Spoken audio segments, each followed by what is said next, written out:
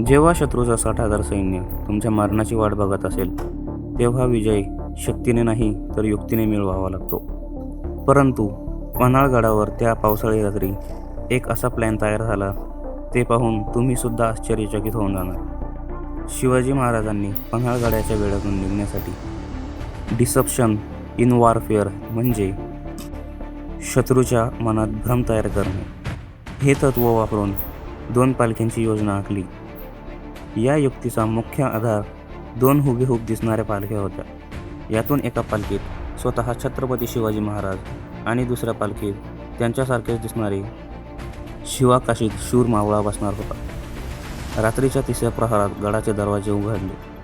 पाऊस आणि अंधाराचा फायदा घेत पालख्या गडाच्या बाहेर निघाल्या. योजनेनुसार काही अंतर पार करून झाल्यावर शत्रूच्या सैन्याला पालखीची चाहूल लागली. Part 2 coming soon.